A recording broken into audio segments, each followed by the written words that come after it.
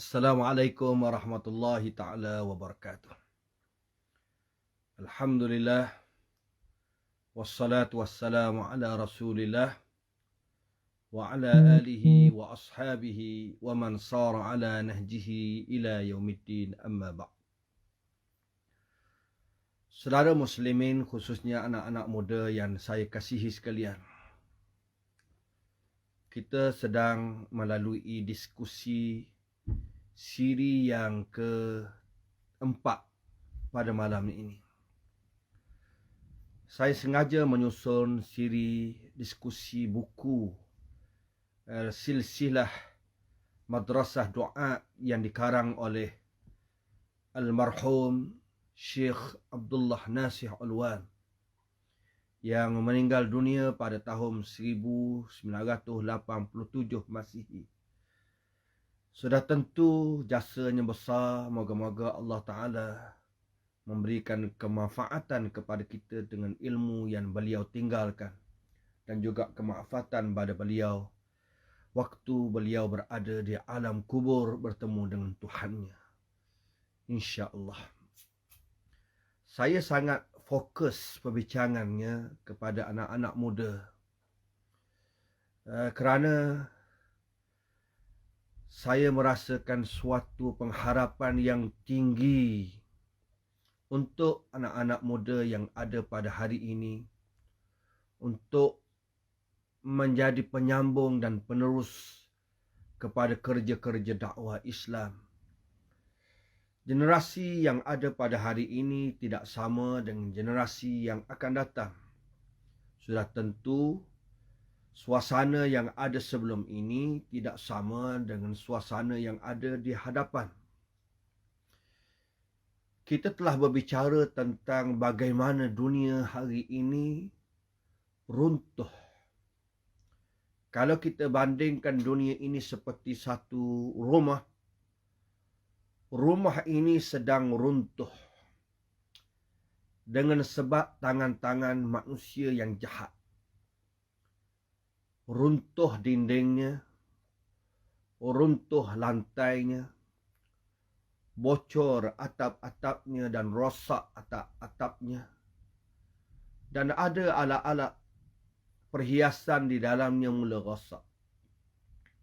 Walaupun demikian, alhamdulillah, hasil daripada as-sahwatul islamiyah, kebangkitan Islam, para ulama dan para pendakwah dan umat Islam yang memiliki kesedaran telah berusaha untuk memperbaiki rumah yang sedang runtuh ini, rumah yang sedang rosak ini.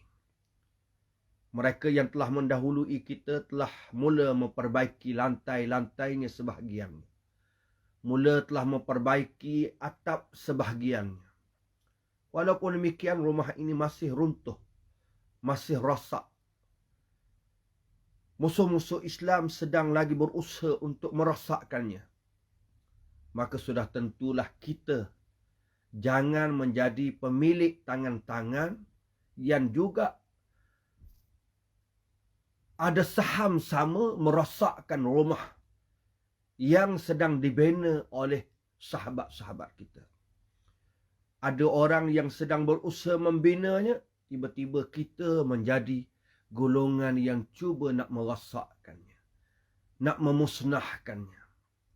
Bahkan ada juga yang menjadi pemerhati tentang kerosakan yang sedang berlaku, memerhati golongan yang sedang merosakkan bangunan yang sedang ada, dan juga menjadi pemerhati terhadap adanya orang yang sedang memperbaikinya.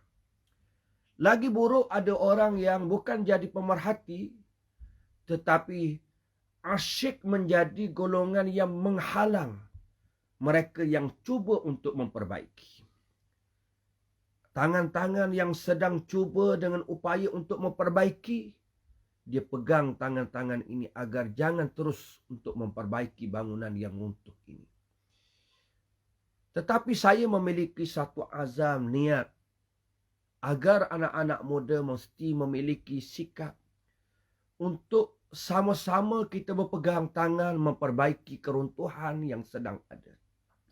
memperbaiki kerosakan yang sedang ditunjukkan oleh pengarang dalam diskusi kita yang lalu, dan kita sedang membaca apa yang ditulis oleh para ulama, oleh penganalisis, oleh pakar-pakar intelektual yang mendedahkan dan menyatakan tentang situasi terkini dalam negeri kita, dalam negara kita, dalam dunia hari ini. Kesan hari ini puncanya bukan hari ini, bukan semalam, tetapi kemungkinan telah dirosakkan oleh puluhan tahun, bermula daripada penjajah-penjajah barat, kemudian pewaris-pewaris penjajah. Marilah kita anak-anak muda meneruskan kerja yang ditinggalkan oleh Nabi kita Muhammad sallallahu alaihi wasallam, iaitu kerja untuk menyampaikan dakwah Islam, kerja untuk menjadi pendakwah-pendakwah Islam. Apakah kerja dakwah Islam ini sunat? Apakah kerja dakwah Islam ini satu kerja yang harus ataupun apa dia? Inilah persoalan yang dijawab oleh pengarang dalam Al-Faslul Thalis, dalam kitabnya yang ketiga ini, dalam membicarakan tentang wujub tabligh ad-dakwah, wajib menyampaikan dakwah Islam ini. Saya cuba untuk mendahulukan perbincangan ini dengan membaca apa yang ditulis oleh pengarang rahimahullah. I'lam, kata dia, ketahuilah, rahimakallah, agar Allah Ta'ala merahmatimu, wahai orang yang membaca dan mendengarnya. Anna da'wata al-Islam, anna da'wata ila al-Islam, sesungguhnya dakwah kepada Islam, asbahat fi hadzal asri, telah jadi di zaman ini, faridatan syar'iyyatan. Ini satu kalimah. Dakwah Islam ni di zaman ini, kata dia, faridah, satu kefarduan pada sudut syarak. Bukan sunat, bukan harus, lagi-lagi lah bukan makruh, fardu. Ini yang pertama. Yang kedua, kata dia, daruratan hatmiyatan, satu keutamaan, satu kepentingan yang sebenar-benarnya ala kulli man ihtasaba ila ummatil Islam, ke atas sesiapa yang menisbahkan dirinya di kalangan umat Islam. Syaiban, sama ada dia tua, wa syababan, sama ada dia orang muda, rijalan, orang dewasa, wa nisaan, perempuan, sama ada dia kanak-kanak, iaitu remaja ataupun orang yang sudah tua, hukaman, pemerintah, ataupun rakyat, khasatan wa ammatan, orang yang khusus, guru-guru, tok guru, ustaz-ustaz, atau ammatan, orang awam. Semuanya bertanggungjawab dan terikat dengan kefarduan ini. Dan inilah yang menjadi asas. Akhirnya pengarang membawa hujahnya, membawa dalil-dalil bagi menegaskan kata-katanya bahawa kerja dakwah ini bukan sunat, tuan-tuan. Kerja dakwah ini bukan kerja kerana kita pegawai kerajaan, kita jadi staf doa, kita jadi staf jabat agama, kita staf kerajaan yang kerja kita mubalik, maka kita sampaikan agama. Kita menjadi pendakwah. Orang yang tidak jadi pegawai kerajaan, bukan daripada pegawai agama, bukan mubalik, bukan ustaz-ustaz mengajar, saya bukan pendakwah, saya bukan mubalik, saya orang biasa je. Tidak. Jika kita orang Islam, kefarduan itu kena di atas kepala kita semua.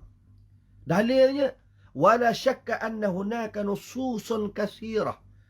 Tidak syak bahawa di sana ada nusus kathirah. Nas-nas daripada Al-Quran dan sunnah Nabi yang begitu banyak. Wa amalil ummah, dan amalan umat sepanjang zaman. Tadullu dalalatan qat'iyatan, menunjukkan dalil yang putus ala hatmiyyati tabligh, kepentingan menyampaikan agama, wa faridatid da'wah, dan kefarduan dakwah. Naqtatifu taqatan minha, yang kita boleh petik keupayaan-keupayaan yang ada daripada kerja dakwah ini. Wabillahi taufiq, dengan pertolongan Allah. Dia bawa 6 ayat Quran. 6 ayat Quran bagi menegaskan kefarduan ini, tuan-tuan. Anak-anak muda sekalian, mahasiswa yang sedang menuntut ilmu, yang sedang berada di mana-mana sahaja. Saya nak menegaskan rasa cinta saya kepada mahasiswa hari ini, anak-anak muda pada hari ini. Cuba saya kongsi pengalaman. Saya semenjak daripada sekolah menengah telah membaca tulisan-tulisan yang telah diterjemahkan daripada kitab Al-Imam Hasan Al-Banna, daripada kitab Arwah Dr. Nasih Alwan, antara buku yang mungkin perlu dibaca oleh anak muda, hatta ya'lam asy-syabab. Buku-buku ini kita telah baca, walaupun dalam keadaan tahun 1980-an, kemungkinan tidak ada Facebook, tidak ada live seumpama ini, dan sukar untuk kita mempelajari kitab-kitab seumpama ini. Tapi saya ada kumpulan sahabat-sahabat yang bersemangat kita pergi ke perpustakaan, cari buku-buku yang diterjemahkan ini, bagi nak menunjukkan bahawa anak-anak muda pada hari ini sudah tentu memiliki akses, memiliki sumber-sumber yang begitu banyak untuk meningkatkan rasa semangat untuk menyampaikan agama. Dan saya yakin anak-anak muda hari ini sudah tentu memiliki kelebihan, lebih mengatasi saya dan tuan-tuan yang ada bersama dengan saya sebelum ini kemungkinan. Ayat yang pertama yang Allah Ta'ala sebut, wal takum minkum ummatun yad'una ilal khair wa ya'muruna bil ma'ruf wa yanhauna 'anil munkar wa ulaika humul muflihun. Ini ayat yang biasa dah kita baca. Wal takun, lam, Allah Ta'ala, wa lam, ada lam di situ. Lam lil amri, bagi menunjukkan wajib, hendaklah wajib ada. Dan Al-Imam Ibn Kathir rahimahullahu ta'ala menyatakan bila mentafsirkan ayat ini, wal maqsud min hadhil ayah, yang dimaksudkan daripada ayat ini, antakuna, hendaklah ada satu golongan, antakuna firqatun min hadhil ummah, daripada umat ini, yang bersedia untuk melaksanakan urusan ini. Mesti ada. Siapa dia? Nak biarkan siapa? Rebutlah peluang ini. Ayat yang kedua. Tapi sebelum saya masuk ayat yang kedua, pengarang ini membawa satu kalimah yang cantik, yang beliau sebut. Dia kata apa dia? Falladhi tadullu alaihi al-ayah. Ayat ini juga menunjukkan anna tabligh dakwah, menyampaikan dakwah. Ini kalimah yang saya sangat rasa tertarik. Hirasatar ra'il 'am, menjaga public opinion, menjaga pandangan umum masyarakat. Pandangan umum mesti melihat. Contoh, bagaimana kita nak menjaga agar pandangan umum melihat golongan G itu salah, pengamalan jenayah minum arak itu dosa. Bagaimana kita nak tahu? Tutup aurat wajib, biar ada dalam pemikiran seluruh masyarakat, public opinion, ar-ra'yul 'am, pandangan umum melihat tutup aurat wajib. Buka aurat keji, jijik, dilarang oleh agama. Macam mana dia jaga tu? Hirasah, ni kerja kata dia. Wajibun ala ta'ifatin minal ulama wad du'a. Menjadi kewajipan ke atas sebahagian di kalangan para ulama dan pendakwah-pendakwah yang dipertanggungjawabkan oleh kerajaan dalam kerja-kerja amal ma'ruf dan nahi munkar ini. Ini satu tanggungjawab yang besar. Dan saya menyeru sahabat-sahabat sekalian, saya nak sebut malam ini, betapa ada agensi-agensi yang sedang berperanan untuk kerja dakwah, antaranya doa, akademik didik ulama amilin, membuka ruang sesiapa sahaja bersedia untuk menjadi sahabat ataupun sukarelawan dakwah. Datang, biar kita sediakan diri kita untuk bersama menjadi sahabat doa.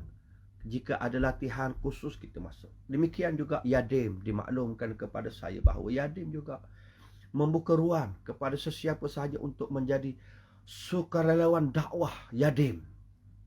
Pakatlah sesiapa sahaja masuk untuk menjadi sukarelawan walaupun kita bukan pegawai ataupun kaki tangan Yadim. Ayat yang kedua, wal asri innal insana lafi khusr illa alladhina amanu wa amilus solihat wa tawasaw bil haqq wa tawasaw bis sabr. Ini ayat yang kedua yang dibawa oleh pengarang menunjukkan kewajipan kita untuk sentiasa memberikan dakwah kepada manusia, memberikan nasihat kepada manusia.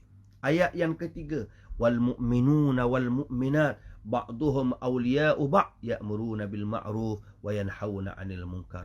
Orang yang beriman lelaki dan perempuan, setengah mereka menjadi penolong kepada setengah yang lain, mengajak manusia kepada kebaikan dan mencegah daripada kemungkaran. Dia bawa ayat yang lain untuk membezakan di antara dua sifat.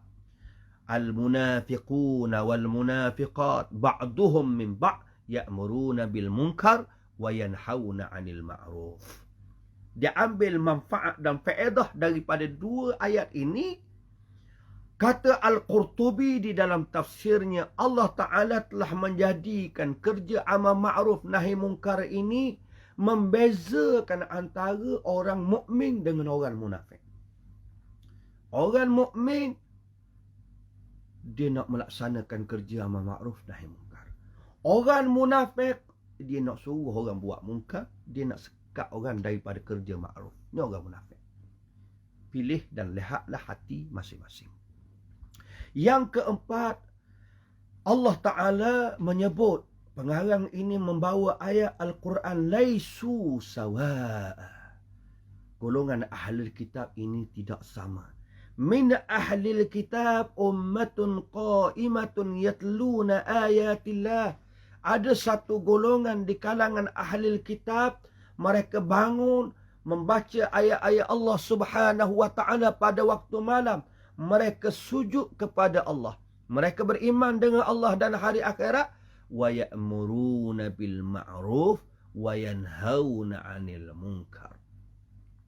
Allah Ta'ala memuji padri-padri, pendeta-pendeta yang dahulunya berada menjadi padri Kristian, pendeta Kristian, tiba-tiba masuk Islam, beriman kepada Allah, seperti Abdullah bin Salam, Asad bin Ubaid, Sa'labah bin Syu'bah dan seumpamanya. Bila masuk Islam, mereka tahu tanggungjawab mereka masuk Islam. Salah satunya amar ma'ruf nahi munkar. Allahu Akbar. Saya tengok pengarang ini bila membawa ayat ini, dia sebut sikit. Apa dia? Anna min mufradati hadzal manhaj, di antara aspek-aspek manhaj yang dibawa dalam Islam, tabligh da'watillah, menyampaikan agama Allah yang terangkum dan kerja amal ma'ruf nahi munkar. Wa anna man qassara fi hadzal haqq, sesiapa yang cuai dalam melaksanakan hak ini, yakunu athiman, dia menjadi orang yang berdosa. Dia berhak, dia layak, dia mampu melaksanakannya. Tiba-tiba dia meninggalkan kerja-kerja yang diajar oleh Allah Ta'ala. Allahu Akbar. Yang keempat, yang pertama, yang kedua, yang ketiga, yang keempat, ayat yang dibawa oleh pengarang bagaimana Allah Ta'ala melaknat Bani Israel. Lu'inal ladhina kafaru min Bani Israel. Allah Ta'ala melaknat golongan Bani Israel. Kerana apa? Kerana mereka kanu la yatanahawna am munkarin fa'alu. Mereka tidak menyanggah, menentang kemungkaran-kemungkaran yang dilakukannya. Asas kita akan mempelajari dalam diskusi akan datang. Kita kena beza juga apa dia mungkar. Kemungkaran itu mesti kita kenal juga. Ada perkara yang kita nak cegah yang bukan mungkar. Tu juga perlu dipahami oleh kita. Jadi kita kena faham selepas ini. Yang penting kita nak tumpukan malam ini ialah kewajipan dakwah ini. Ayat ini juga mendedahkan bagaimana hukuman yang besar bagi orang yang tidak mencegah kemungkaran sehingga dilaknat oleh Allah. Ayat yang terakhir yang ke-6 yang dibawa oleh pengarang ini. Wala yansurannallahu man yansuruh innallaha laqawiyyun aziz alladzina immakkannahum fil ardi aqamus shalah. Tuan-tuan, Allah Taala telah bagi kemenangan. Ini tanggungjawab saya. Dan saya minta tuan-tuan agar kita mari sama-sama bantu untuk melaksanakan tanggungjawab yang Allah Ta'ala bagi pada kita, kuasa untuk mentadbir negeri ini dan negara ini. Antara tanggungjawab kita bila Allah Ta'ala bagi ruang ini, peluang ini, aqamus salah, memperteguhkan sembahyang, wa atawuz zakah, dan yang ketiga wa amaru bil ma'ruf, melaksanakan suruhan mengajak manusia kepada perkara baik, wa nahau 'anil munkar, dan mencegah manusia daripada perkara mungkar dengan hikmat, dengan kebijaksanaan yang akan kita belajar selepas ini.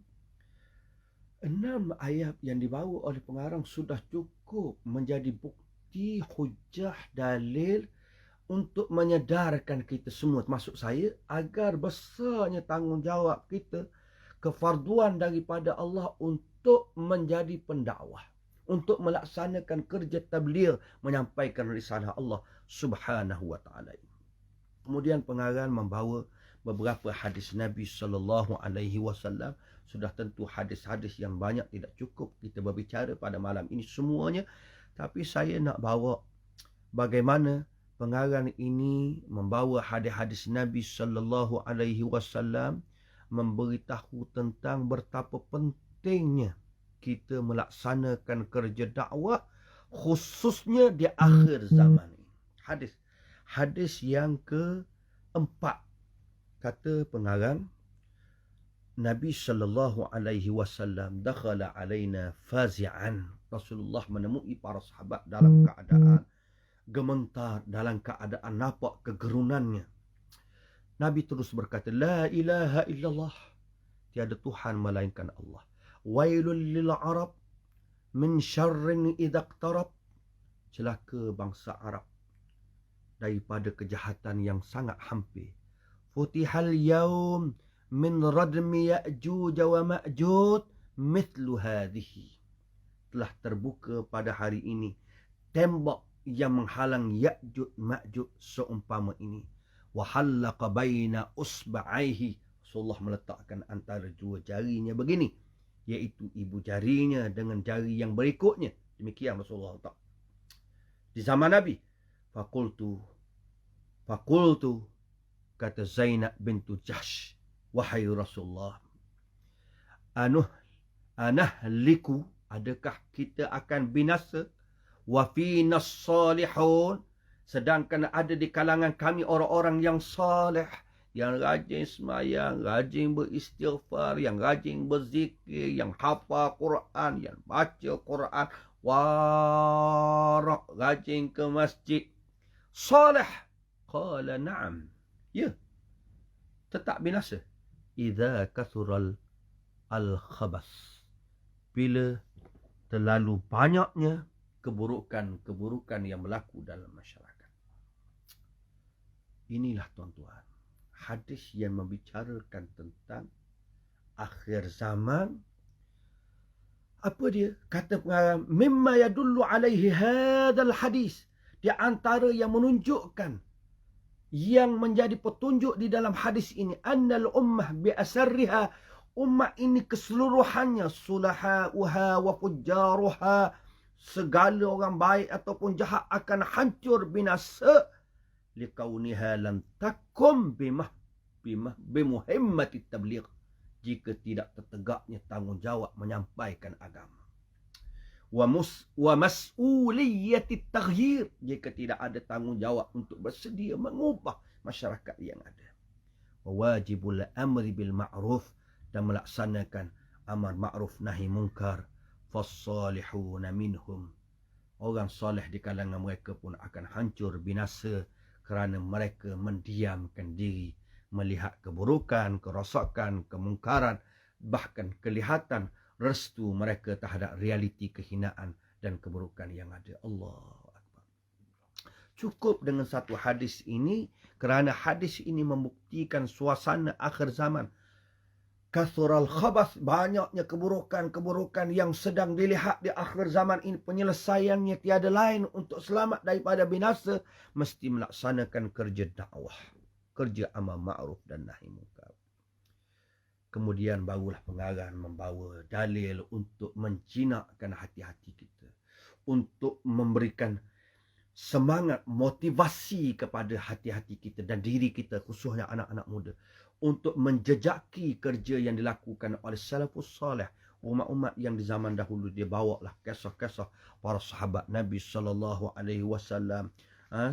tabi'in, termasuk salah seorang, saya nak baca satu je cerita bagaimana semangatnya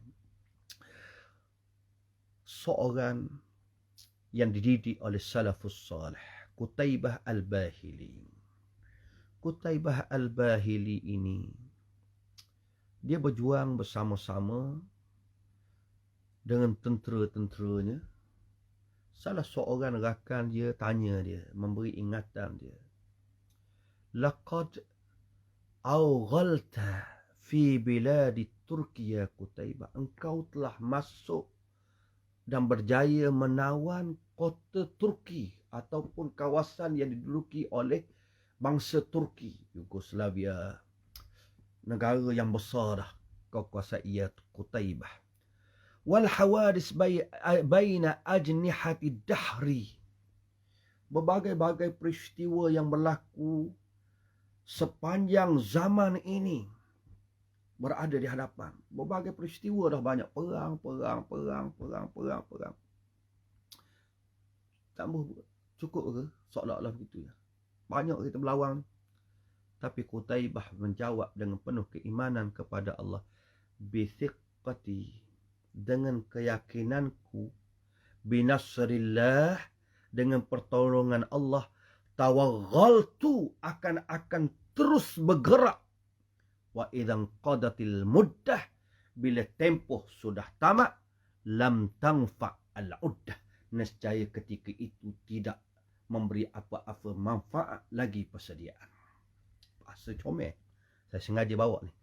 Bithiqati, dengan keyakinan aku terhadap kemenangan daripada Allah, tawaghaltu, akan terus bergerak untuk menyampaikan agama. Fa idzan qadatil muddah, bila tamatnya tempoh usia kita, ajal kita, kehidupan kita, lam tanfa al-iddah, persediaan kita tidak beri apa-apa manfaat lagi. Ada orang, tuan-tuan, minta maaf, ada orang dia sibuk nak baca buku. Saya nak belajar. Bagus belajar tu, tapi bila orang kata mari kita buat kerja dakwah, mari kita laksanakan street dakwah, marilah kita buat usrah, saya nak belajar dulu, biar pandai dulu, bila hebat dulu baru saya nak buat kerja-kerja dakwah.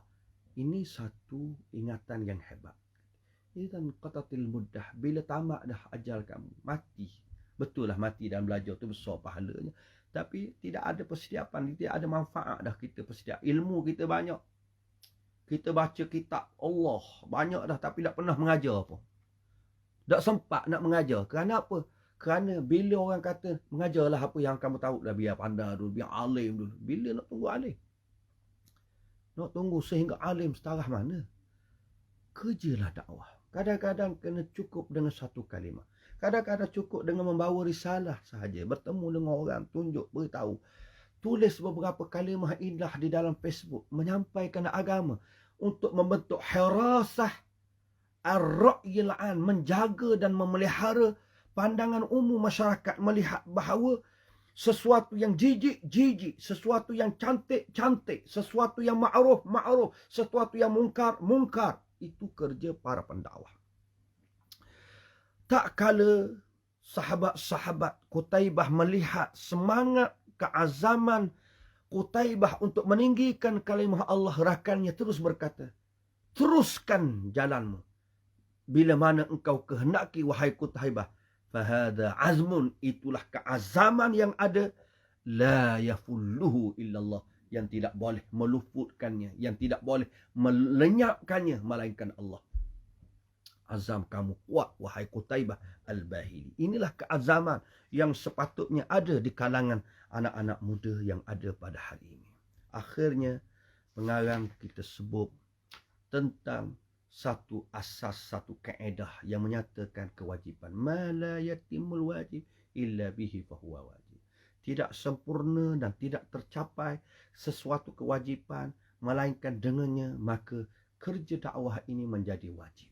Banyak perkara yang wajib yang perlu dilaksanakan di atas dunia ini, yang perlu ditegakkan di atas dunia ini. Ini mudah jawapan dia. Hanya saya tertarik dengan apa yang disebut oleh pengarang ini. Tuan-tuan, dia kata, fa innal hisab indallahi asirun. Sesungguhnya perhitungan di sisi Allah sangat sukar.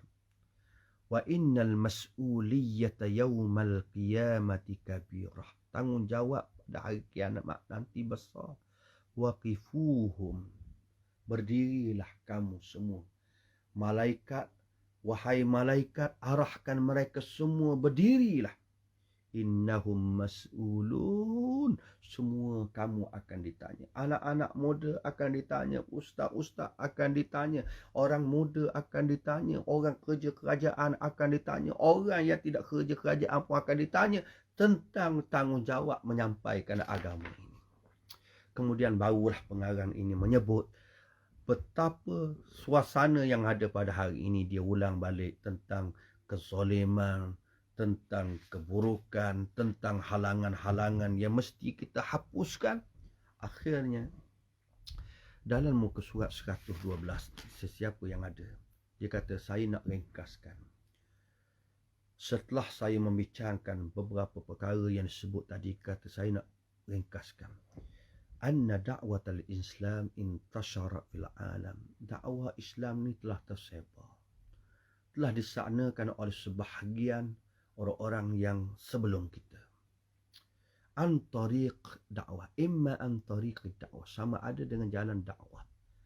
Wa imma an tariqil futuh, sama ada yang kedua dengan jalan futuhat, jalan mereka memeranginya ataupun mengepungnya sehingga membuka hati-hati orang menyerah untuk bersama dengan Islam. Ada yang tersebar dengan jalan dakwah, dengan penuh kebijaksanaan, nasihat yang baik, dengan kalimah yang baik, dengan qudwah yang baik. Ada dengan futuhat, dengan peperangan, dengan kehebatan perjuangan jihad mereka menghancurkan pemerintah-pemerintah yang zalim. Yang pastinya semua ini sedang berperanan untuk melaksanakan kerja dakwah. Fahadihil qa'idah, kaedah akhir kata dia. Para ulama usul telah jawab, ma la yatahaqqaqul wajib illa bihi fahuwa wajibun. Kaedah ini memberikan keputusan ke atas engkau, wahai mereka yang membacanya, yang memahaminya. Faridatul dakwah, kefarduan dakwah. Wa wajibat tabligh, kewajipan menyampaikan agama. Li'annal islah, kerana dia memperbaiki, wal inqaz, menyelamatkan, wat taghyir, dan mengubah, waraddil umam ilal Islam, mengembalikan umat ini kepada Islam. La yata'atta, tidak akan berlaku illa bilintilaqah al-kabir, melainkan dengan titik tolak gerakan kebangkitan yang besar, wal masiratis sadiqah, dan perjalanan yang benar, wal azmi sadiqil matid, dan keazaman yang benar dan teguh di dalam jiwa seseorang. Jadi marilah kita menyahut seruan yang ditulis oleh pengarang ini dengan secaran. Yang pertama, wajib. Kerja dakwah ini wajib. Bila sebut wajib, biasa ulama-ulama usul biasa menyebut al-wajib ma yuthabu fa'iluhu wa yudhammu tarikuhu. Suatu perkara yang diberi pahala orang yang buat, dihina, dikeji dan dihukum seksa oleh Allah kepada orang yang meninggalnya. Agar Allah Ta'ala melepaskan kita daripada persoalan yang besar di hari kiamat, dan Allah Ta'ala meringankan beban kita di hari akhirat dengan kita melaksanakan tanggungjawab ini seupaya yang ada. Saya yakin anak-anak muda yang mendengar dan bersama dengan saya pada malam ini, panjangkan kepada rakan-rakan anda, panjang kepada mahasiswa-mahasiswa yang ramai di Menara Gading, yang ada di Azhar, yang ada di Jordan, yang ada di universiti-universiti hebat hari ini, universiti Islam yang besar-besar. Maka mari jika semua yang sedang memiliki akses kesedaran kewajipan agama ini bersepakat untuk bergerak menyampaikan dakwah Islam, wahirasah dan menjaga pandangan umum melihat bahawa Islam itu baik, yang baik itu baik, yang ma'ruf ma'ruf, yang mungkar mungkar, insya-Allah umat ini akan terjaga insya-Allah. Agar anak muda terus bersama dengan Islam, dan saya juga mohon doa daripada tuan-tuan agar sentiasa bersama dengan Islam. Allah Ta'ala memberikan husnul khatimah buat kita semua. Astaghfirullahalazim. Wa nusalli wa nusallim ala rasulihil karim wa ala alihi wa sahbihi ajma'in. Wassalamualaikum warahmatullahi ta'ala wabarakatuh. Takbir. Allahu Akbar.